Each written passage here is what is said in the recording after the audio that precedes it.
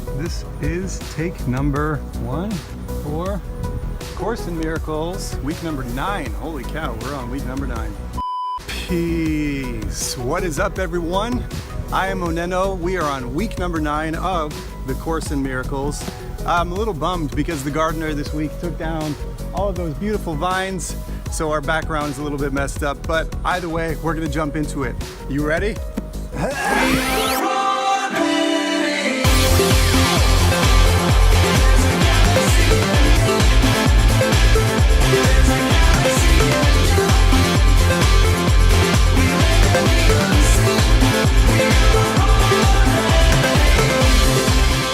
All right, welcome back. As I said, we are in week number 9, and if you caught last week's video, we are in the middle of finishing our review and also moving on to the next lessons. So I had, I think I had 3 or 4 days of review and then 3 new lesson days. So the first part of this video, we are going to do review on lessons 30 through 50, and then I'm going to give you 3 new lessons for this week. Okay, so just very quickly, because we've already gone over these in detail, I'm just going to read lessons 30 through 50, and then I'm going to dive into the new 3 lessons, and I'm going to break those down just a little bit for you. Okay, so 30 through 50. Lesson 31 says, I am not the victim of the world I see. How can I be the victim of a world that can be completely undone if I so choose? Lesson 32. I have invented the world I see. Lesson 33. There is another way of looking at the world. Lesson 34. I could see peace instead of this. Lesson 35. My mind is part of God's. I am very holy. Lesson 36. My holiness envelops everything I see. Lesson 37. My holiness blesses the world. Lesson 38. There is nothing my holiness cannot do. A little breakdown here says, what is there to be saved from except illusions? And what are all illusions except false ideas about myself? Lesson 39. My holiness is my salvation. It says here, once I have accepted my holiness, nothing can make me afraid. That's peace.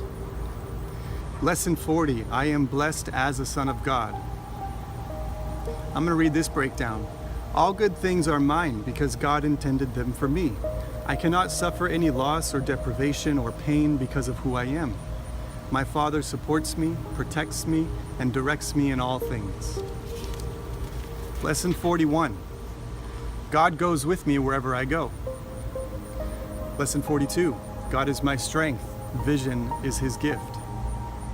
Lesson 43, God is my source, I cannot see apart from him.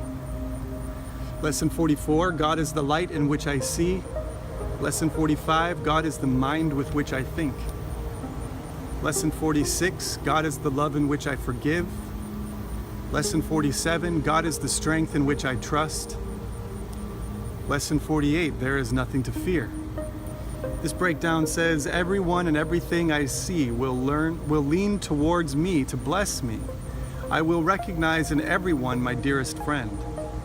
What could there be to fear in a world that I have forgiven and that has forgiven me? Lesson 49, God's voice speaks to me all through the day. Lesson 50, I am sustained by the love of God. One line of the breakdown says, as I forgive, his love reminds me that his son is sinless. And now we move on to lesson 61, 62, and 63. Lesson 61 is I am the light of the world. I'm going to read just a second of this breakdown. Humility consists of accepting your role in salvation and in taking no other. It is not humility to insist you cannot be the light of the world if that is the function God has assigned to you. It is only arrogance that would assert this function cannot be for you, and arrogance is always of the ego. So when I first read this lesson, I am the light of the world, it definitely triggered my ego a little bit, because I'm like, well, how is that not a very egocentric thing to say? But as it's stating right here, this is just a statement of my function. It's not a statement of what my ego has built for itself. This is a statement of my function. I am the light of the world. Lesson 62. Forgiveness is my function as the light of the world. I'm going to read one little paragraph of this breakdown. Illusions about yourself and the world are one. That is why all forgiveness is a gift to yourself. Your goal is to find out who you are, having denied your identity by attacking creation and its creator. Now you are learning how to remember the truth. For this attack must be replaced by forgiveness, so that thoughts of life may replace thoughts of death. You see, when you're focused on attacking, not only are you mentally attempting to kill somebody or something else, but you are mentally killing yourself, because you have still yet to remember that when you open your eyes and you look at the reality around you, you're looking at you. You're looking at your reality. So if you attack your reality, you're attacking yourself. And the last lesson for today is lesson 63. The light of the world brings peace to every mind through my forgiveness. Again, who is the light of the world? I am the light of the world. What is my function? Forgiveness.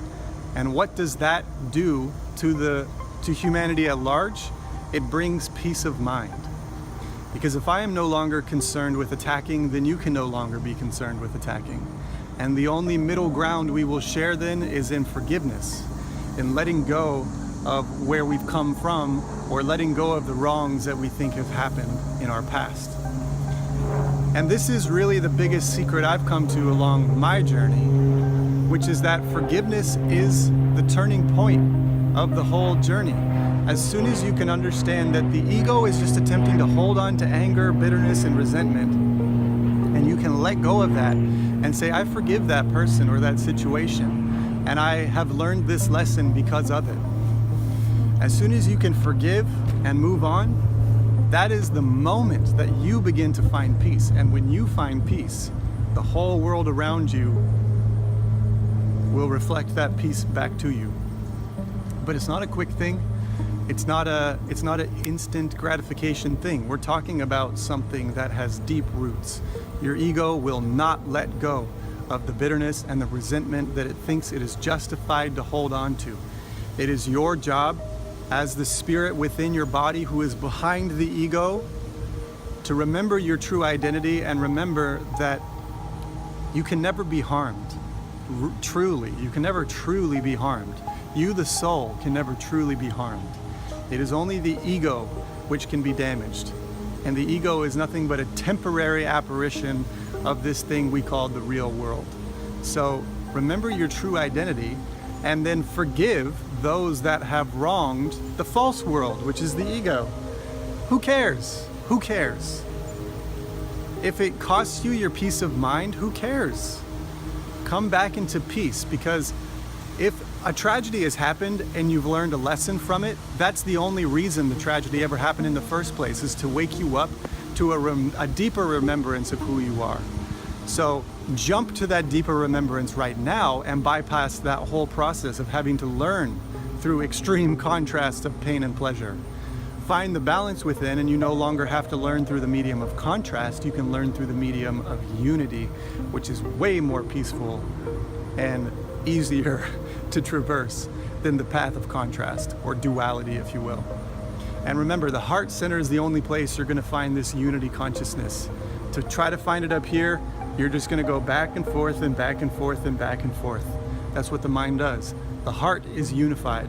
So get out of your brain, come into your heart, and find forgiveness for those things that seem to be keeping you stuck in a certain part of your path. All right, that's it for today. Thanks again for tuning in to week number 9 of the Course in Miracles. And I gotta be honest, I am definitely feeling a bit fatigued. So I am just gonna keep powering through this because I believe in what I'm doing. And for those of you that are here with me on the journey, thank you for being here with me on the journey. And I hope that I've offered a little bit of insight into some of this more mystical, spiritual world that we all seem to be connected to. Okay, find your center, find the peace within, and everything will be just fine. Once again, check out the website, send me a message, like, subscribe. Let's stay in touch with one another, and until I see you again along the path, oneness in sound, I am OnenO. Peace.